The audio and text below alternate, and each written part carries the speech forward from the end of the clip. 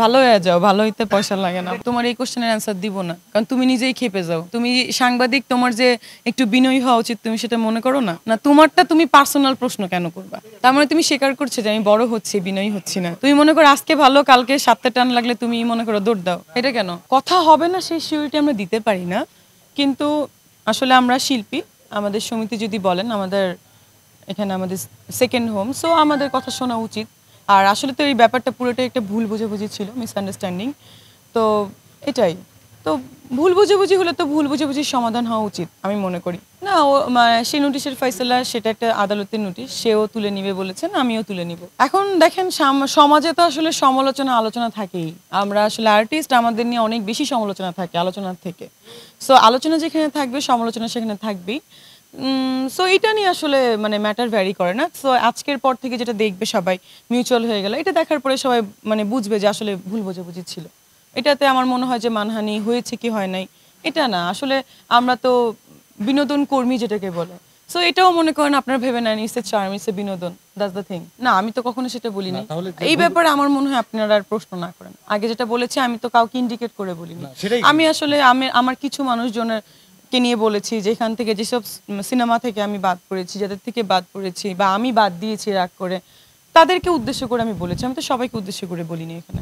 না, আগে ক্ল্যারিফাই করি, 4টা সিনেমা আমার সমালোচনা আলোচনা হওয়ার আগেই আমি সাইন করেছি। তার মধ্যে একটা সিনেমা আমার হাউসের সিনেমা, আমাদের ইন হাউস প্রোডাকশন, আর বাকি 3টা হচ্ছে বাইরের। এটা আমি গত ফেব্রুয়ারি মাসে সাইন করেছি। শোরুম আমি আগেও উদ্বোধন করেছি, আপনারা দেখেছেন। আমি মার্চ মাসে আল্লাহ রামায়ণের একটা ব্র্যান্ড অ্যাম্বাসেডর হয়েছিলাম, ওখানে উদ্বোধন করেছি। দুবাইতে ছিলাম, দুবাইতেও আমি করেছি ওইটার উদ্বোধন। সো এটা নতুন কিছু না, এটা কিন্তু আমার ওনার সাথে ভাইরাল হওয়ার আগেই কথা হয়েছিল। তোমার এই কোশ্চেনের অ্যান্সার দিব না, কারণ তুমি নিজেই খেপে যাও। তুমি সাংবাদিক, তোমার যে একটু বিনয়ী হওয়া উচিত, তুমি সেটা মনে করো না। না, তোমারটা তুমি পার্সোনাল প্রশ্ন কেন করবা?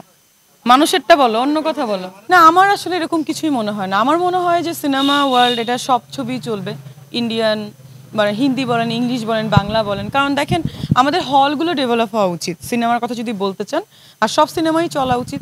কারণ সব জায়গায় যে ভালো বাজেটের ছবি হবে এরকমও না। দেখেন বলিউডেও কিন্তু একটা 3 কোটি টাকা বাজেটের একটা সিনেমা কিন্তু অলরেডি 100 কোটি টাকা বিজনেস করে গেছে। এটা আসলে depends on luck and publicity. So ওইটার জন্য যে বাংলা ছবি কমে যাচ্ছে বা ধ্বংস হচ্ছে, এটা আমি মনে করি না। কারণ যার যার একটা জায়গা আছে, বাংলা ছবি যারা দেখে তাদের কিন্তু আলাদা দর্শক আছে, আবার হিন্দি ছবি যারা দেখেন আলাদা দর্শক আছে। সো ওইভাবে আমার ঠিক আছে।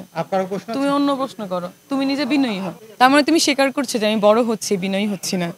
আচ্ছা, তো তুমি যে একজন সাংবাদিক, তুমি যে বিনয়ী হও না, সেটা কেন বলো? তুমি মনে করো আজকে ভালো, কালকে সাতটা টান লাগলে তুমি মনে করো দৌড় দাও। এটা কেন? ভালো হয়ে যাও, ভালো হইতে পয়সা লাগে না। ওকে বললাম, আকাশ